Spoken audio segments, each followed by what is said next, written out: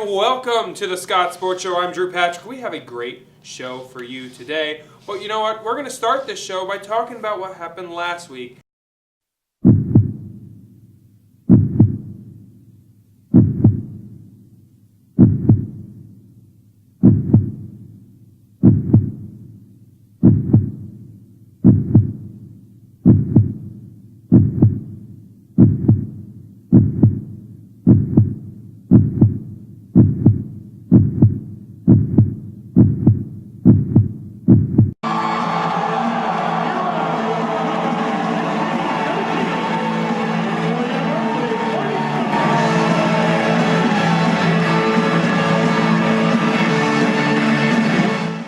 The first match was Sean Russell versus Nick Piccinini. Piccinini got on the board first in the second period with the escape right here. But then Sean Russell fights his way and gets the two before they going out of bounds. He did get the two, sneaking behind, but Coach Smith was not pleased. He did challenge the call, but to no avail. Russell kept the point. Then later, Piccinini, another escape, and we were 2-2 going into the final period. Sean Russell takes the edge with the 1-point escape, 3-2, and that, my friends, is how it ends here with a scramble at the end. Sean Russell holding on for dear life. The crowd getting into it as we're slowly getting down to the end. The fight, both wrestlers in, but at the end, right when the whistle goes, Edinboro gets the win and takes the 3-0 lead, and Sean Russell loving that.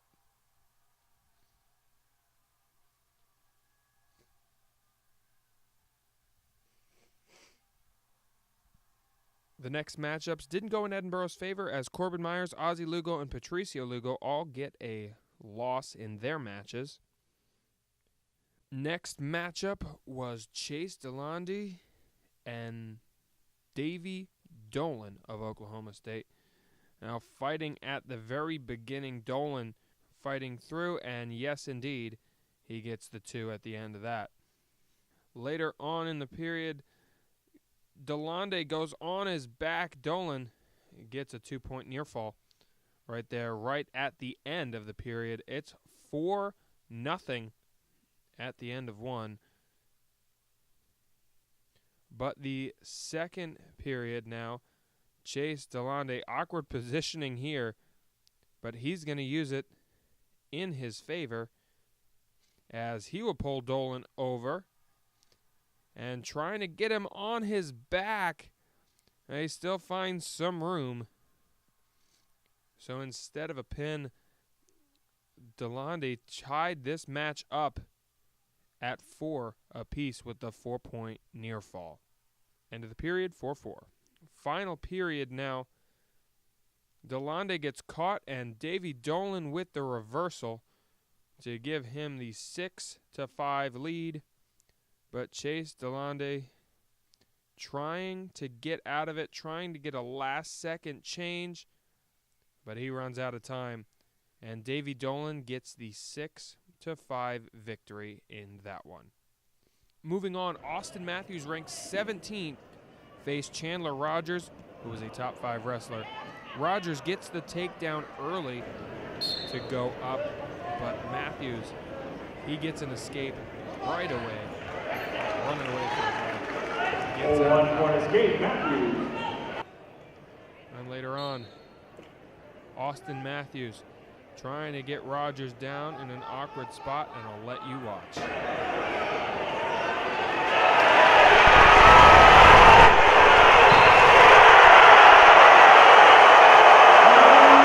Matthews with the massive pin there for the Fighting Scots and making this crowd louder than I have ever heard it be. Matthews with the big win of the night.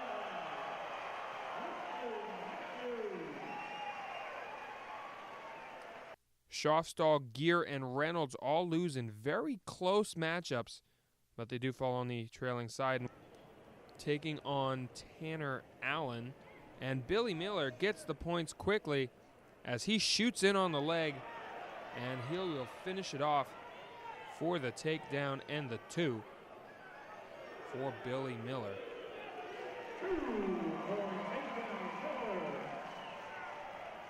Next period, Billy Miller gets out of that quickly, and Miller takes a 3-0 lead before taking another shot at the leg and make that 5-0.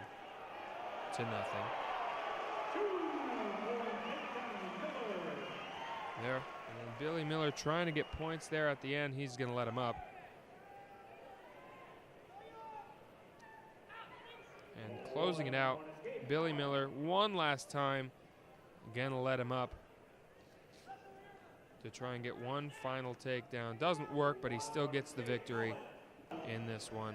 And your final score of the match, 24-12, Oklahoma State gets the victory.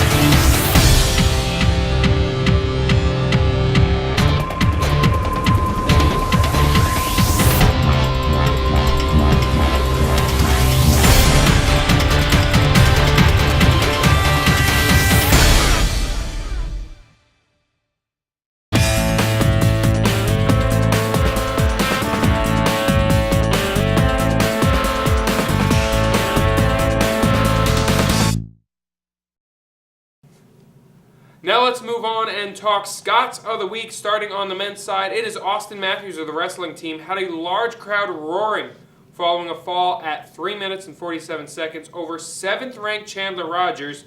Matthews fell behind 2-0 following a takedown in the first 30 seconds, but still trailed 2-1 after one period. He would turn the tide in the second period, however. From the top position, the redshirt junior would get Rogers in a cradle and register the pin. Matthews is now ranked 13th by Intermat. Congratulations, Austin Matthews, your male Scot of the Week. On the women's side, it's Molly Regan of the track and field team, recorded an NCAA provisional mark in the pole vault. The junior recorded a vault of 11.775 to capture second place. The height is also a personal best and tied for the second best in the conference this year. We have much more coming up for you on the Scott Sports Show. Stick around.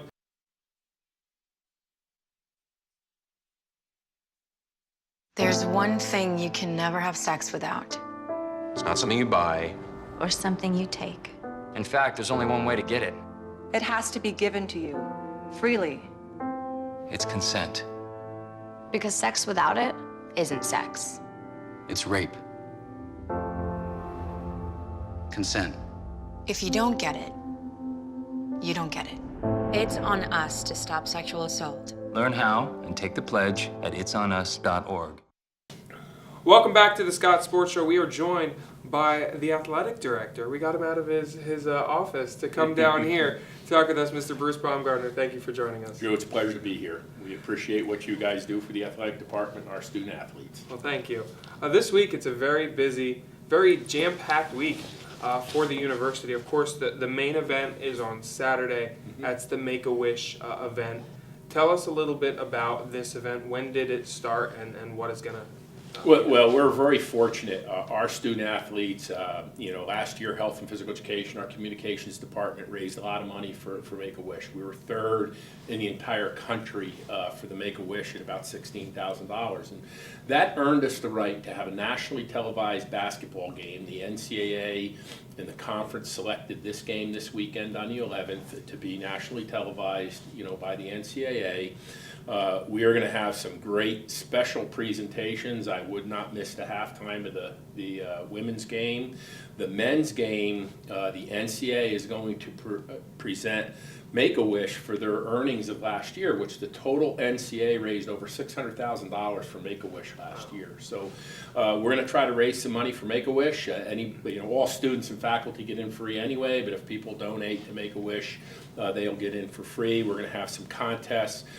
Student government is giving away 250 t-shirts to our students only, so you have to be a student to get that. But I think as far as since I've been athletic director, and some may say way too long, but this is the most items I believe will ever be giving out at a game. Over 2,000 items from bags from a car dealership. PSCCU is going to be giving out items. Make-A-Wish has some items to give out. Utz Food has some items to give out. Obviously the t-shirts, Taco Bell, just to mention a few, and we have dozens of other prizes. There's going to be a three-point contest, a three-point shooting contest that's going on, I think, tonight for the prelims, but the finals will be during the halftime of the men's game. So we're really trying to have a lot of contests, a lot of fun, really good festivities to bring awareness to Make-A-Wish, to provide a great atmosphere for our students and student athletes to compete, and just provide a great community service. Now, I've asked this to every athlete who's come by, but I also want to get your perspective on it. How important is it for a student athlete to give back to the community?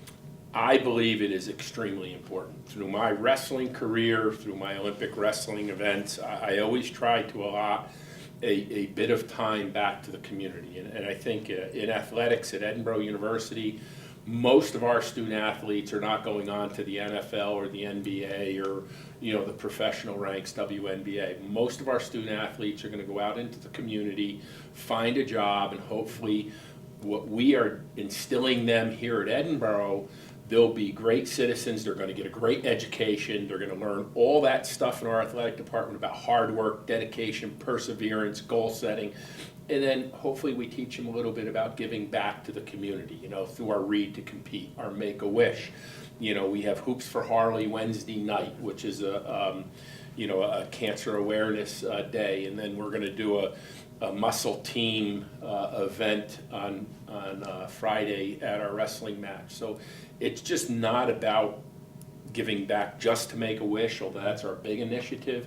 We really try to get out into the community to give back, and we think support some great causes and teaching our student athletes and students, all those important things that you learn outside the classroom, and that's what athletics can help them with. Yeah, one of the most, when you talk about student athlete, and the thing I always bring up is the first word is student before athlete, but it also entails having that really important aspect of being part of the community, being a figurehead, and being able to give back. I think that is so important. We have three, I would say, simple goals, but what we would like our student athletes to do, and we want them to get a great education in the classroom and graduate. That is number one. We want them to become great individuals, learn, and I said, I'll repeat myself, but in athletics, you learn that hard work, the perseverance, overcoming obstacles, time management, some of those things you may not learn in the classroom. How to give back through your Make-A-Wish type of stuff, through your Hoops for Harley, through the different, we have student athletes go read in the community at the elementary school, learning how to give back. So that's the second thing, is just being a good person. And we want to have a great athletic experience. We want to win a lot of games, matches, meets, you name it, races. We like to win, but it's part of the package of being that good student athlete.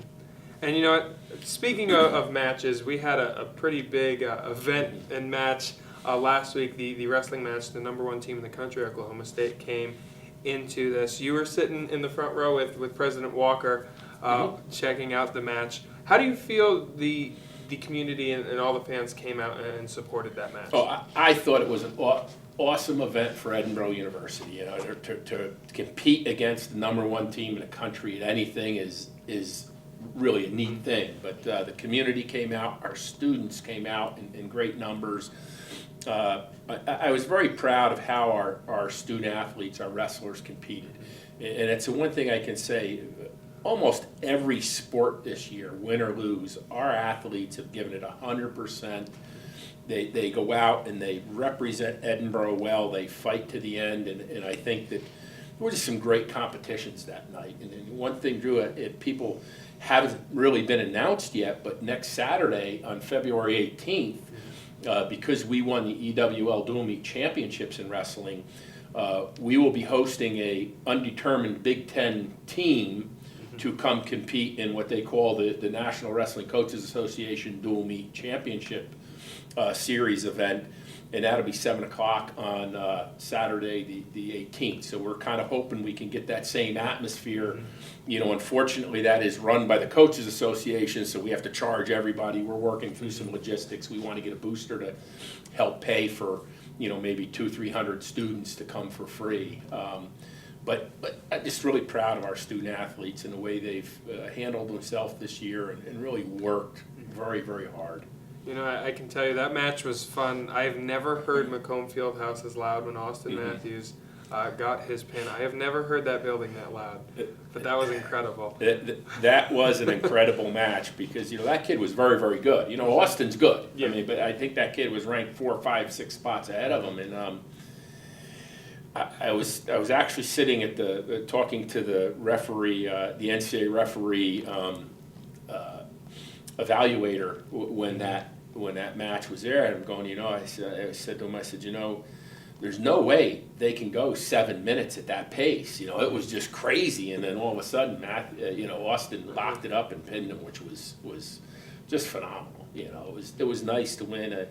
I felt bad for the 2 or 3 guys that lost by a point because they were really close to beating some very, very good kids. Yeah, I mean, it was definitely, you have the loss, but I mean, as someone who's, I mean, you've wrestled obviously at the highest level, you understand and that, like, you lose some matches, but should be a lot of confidence gained from that matchup. I mean, you know, you look at a couple of our guys lost to some really good people, but pretty close. I mean, we were a takedown away in 2 or 3 other matches.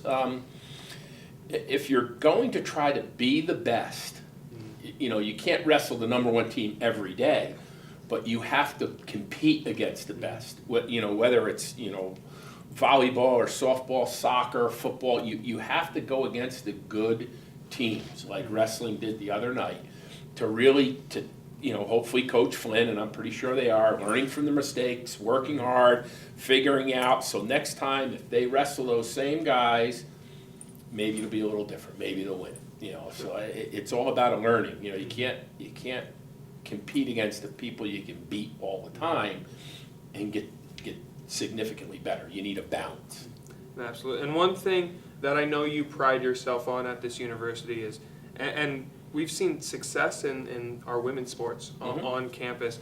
What have you said? What can you say for the women's athletics on this campus and how well that they've done across the board? I think we have real quality coaches, you know, quality student athletes. If you look at our fall season, you know, volleyball had a great season. I was very fortunate to be down in West Virginia when they, you know, got in the finals. The Sweet 16 was awesome. The soccer team, you know, year in and year out is very competitive. You know, you look at our traditionally our women's cross country, women's track, we always have some standouts. We always have some standout women swimmers.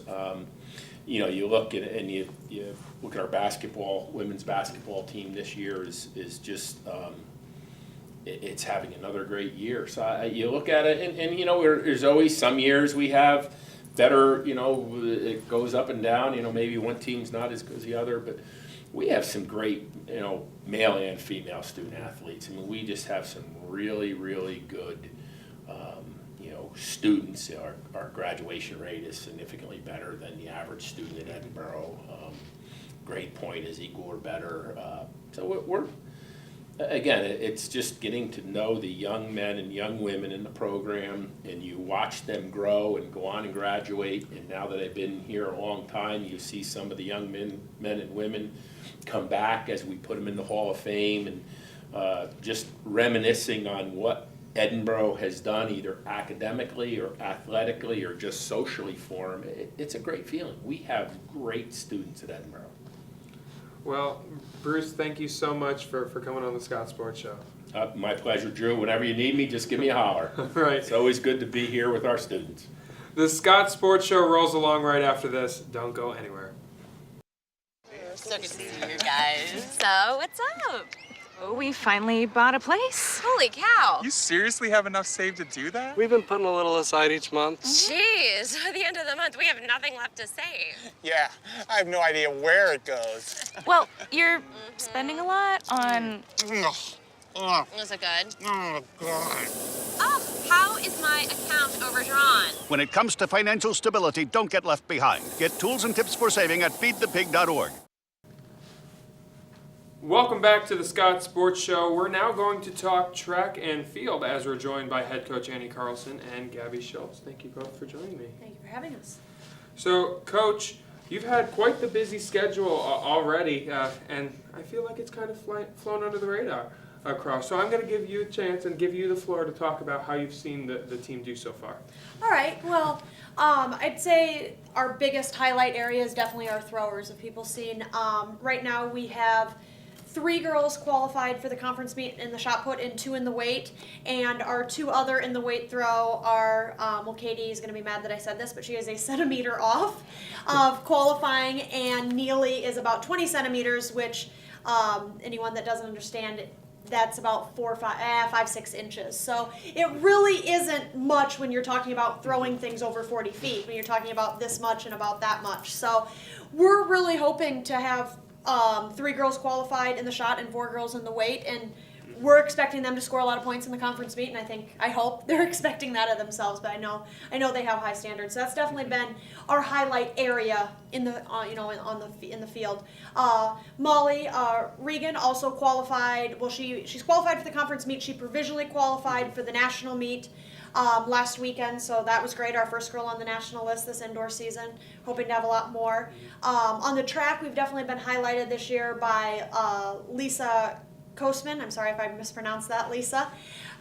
She is qualified in the 60 and the 200. You'll have to forgive me. I guess I didn't look up results for this past week because she didn't run. But she has been, up until maybe this past weekend, had the second fastest time in the conference in the 60 and the fastest time in the 200. So she's had a great season so far. And, her, Gabby, are right on the edge of national qualifying as well. It's one of those things that we're just waiting every week, for it to happen. So hopefully, when I come back next time, I'm telling you about all our national qualifiers. But yeah, we've had some exciting stuff. We had some injury and illness a little bit on the distance side. In fact, the flu kind of plagued us last week as a team as a whole. So a lot of our distance girls had to sit out last week, which is supposed to kind of be their big debut. But you're going to see some of our girls in the mile and stuff this coming weekend. We go to Grand Valley. So hopefully we'll be adding to that list of national qualifiers and stuff with some of our distance girls this weekend. And Gabby, it's your second year now. Have things sort of gotten easy and you've gotten into the rhythm now that you have that year, and now leadership qualities have to sneak in there? Oh yeah, everything's a lot easier in terms of time balance and fitting everything into the schedule. But leadership is definitely something that I'm a little bit new to. We have a couple of freshmen this year, especially Sam Seaburn. She's one of our weight qualifiers and also shot put, I think. So yeah, I've just kind of taken her and turned her into a good thrower. I'm kidding, but she already was a good thrower. So we were working together as a team. And you know what? A lot of people don't really understand about the true team aspect of track and field. Yes, you all are doing, or most of you are doing different types of different activities. Can't think of the word there for a second. But you guys are still close. How do you feel the team is close as a team, everyone? We really don't care about winning and points until conference, but conference is when we turn our points into wins, kind of, if that makes any sense. So we really have to build each other up now to get to the level of conference, because if we can all stand on the podium, that makes a lot of points for Edinboro, and we can actually win or get second or third in conference. And when it comes to conference, especially indoor time, you guys get to host the conference meet, so being able to practice on that in that same area that you're going to, what does that add? I know we're a ways away and I don't want to look ahead, but what does that add knowing that this is where I'm going to have to really show it? Let me take it. Yeah, it's all you. It's definitely a home court advantage in that athletic retrospect, but it's easy. You know the ring, you know how it works. Yeah, like there's the same cage that you throw in every day. Makes a lot of a difference in weight, especially some cages go in, ours goes out actually, so it's kind of easier to keep some marks in. So yeah, but the atmosphere between practice and conference is completely different. I mean, that I don't doubt. There's a lot more people probably over there in the dome.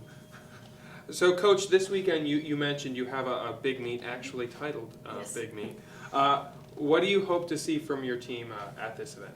Well, this is going to be, this is national level competition that we're going to see. We will not see this many people this good again until the national meet. Even this meet is way better than our conference meet, even though, when some events and stuff, there may be a person or something that's at, the same level, but this is across the board. Everyone that's there is good. There's qualifying standards and stuff for day one of the meet. So it's really kind of a preview to see how some of our kids will react when put into that type of situation where, Gabby could throw amazing and maybe not make the finals, but that won't matter because she could have a huge throw. But that's, the type of stuff, and we kind of use this as a preview for what to expect at the conference and national meet because you need to get in and throw big early. At a lot of the meets we go to, Gabby can have an okay first couple throws and she makes the finals and we can kind of regroup and move on from there and hope for a big throw in the finals. Well, that's not going to happen for our kids. If we don't go big right off the bat here, Lisa won't make the finals of the 60, and things like that, and our other people won't move on in events and things like that. So it's important that we go there with the attitude that we need to be going at top notch right from the get-go, and we can't kind of work our way into events as we can at a lot of meets. Obviously a lot of our kids that are going are our top kids, and they're used to going and winning events and taking second and things like that. And like I said, it may not matter if Gabby doesn't make the finals. She may have a huge throw and not have to make the finals to do that. So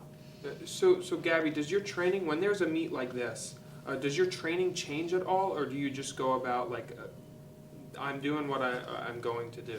It definitely changes. When you have the possibility of not making finals, those first 3 throws are the ones that really count. So you can foul 2 and then make your last throw an okay throw in most meets and still make finals, and then you get another 3. But in these big meets, if you foul 2, then you have to make that last one count. Otherwise, you may not even make it at all. And the last thing I want to go into, this week is Make-A-Wish Awareness Day. That's Saturday. That's at the basketball game.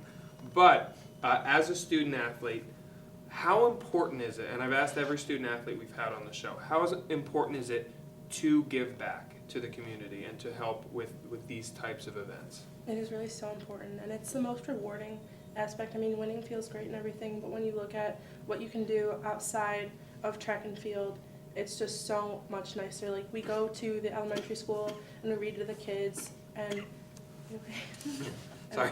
They just enjoy it so much. They like learning that there's athletes, and they like talking about their older brothers and sisters who also do track.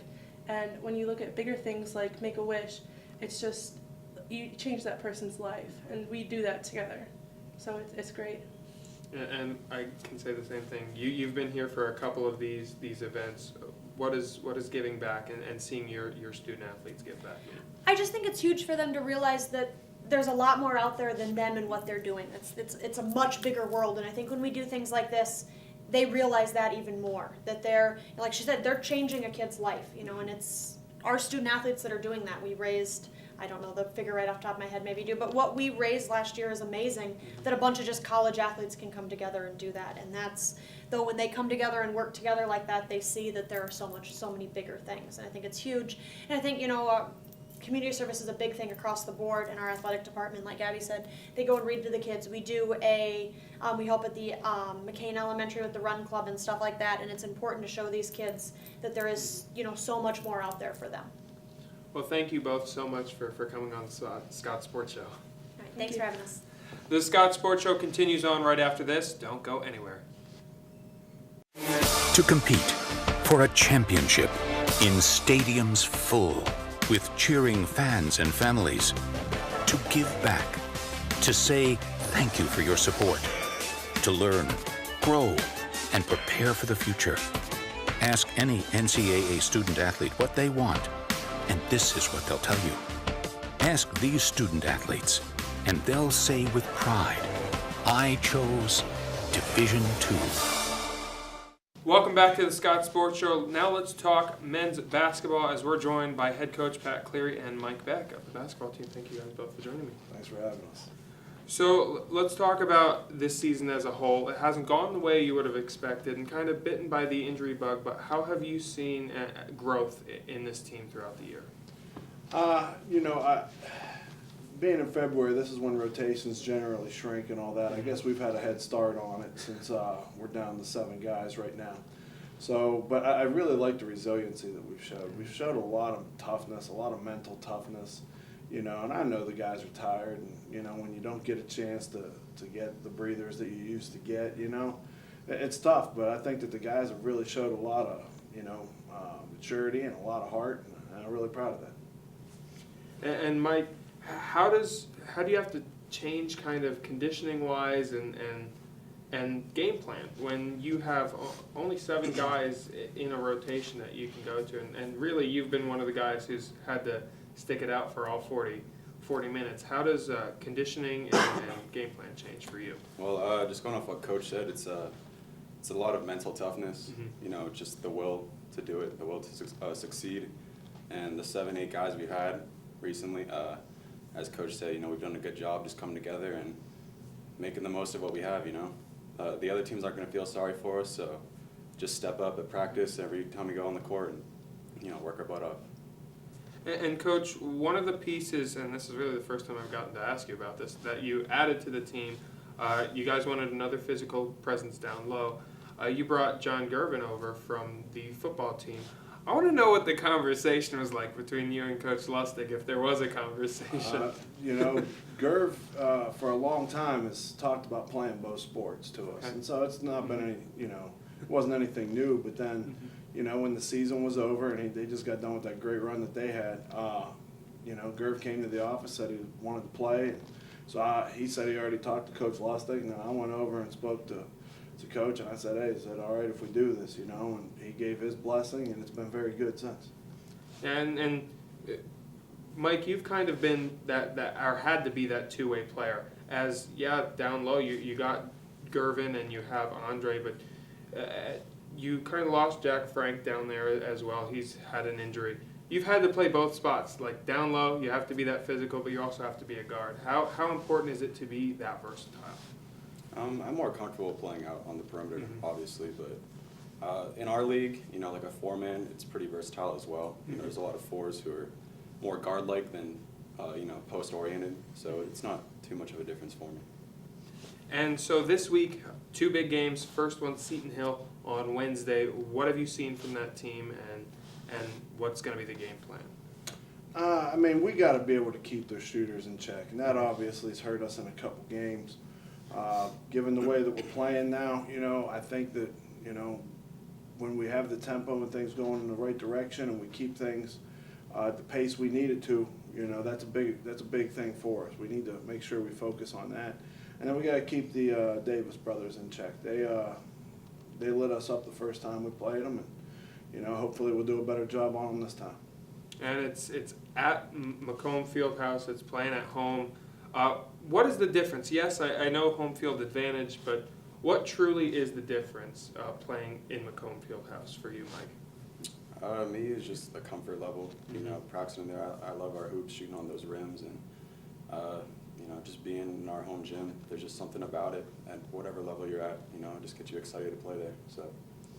And then this weekend, IUP is the opponent. I don't want you guys looking ahead too much past Seton Hill, but that game is also going to be a major event, as it's also Make-A-Wish night. And I've asked every student athlete that I've had on this show this question, but how important is it for a student to give back? This is a major event with Make-A-Wish, and you do more than that, but how important is it for a student athlete to give back? It's very important.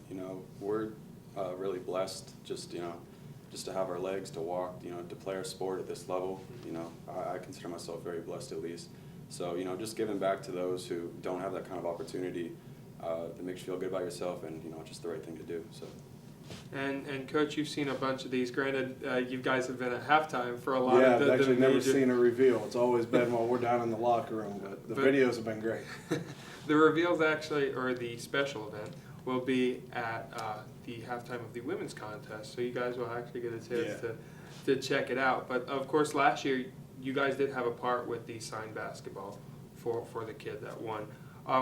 But for these kind of events, even though that you guys are going to be focused on your event, how important is it to still be involved with something like this? I think it's huge. I think that anytime you can teach, college age people what it's like to give back, and even if it's just donating your time, let alone money and anything like that, I just think it's big. I mean, I think that, just it helps build a culture, and I think that that's big, that, that you are able to, contribute in some way, to something that you really don't gain anything out of. You just do it because it's the right thing to do.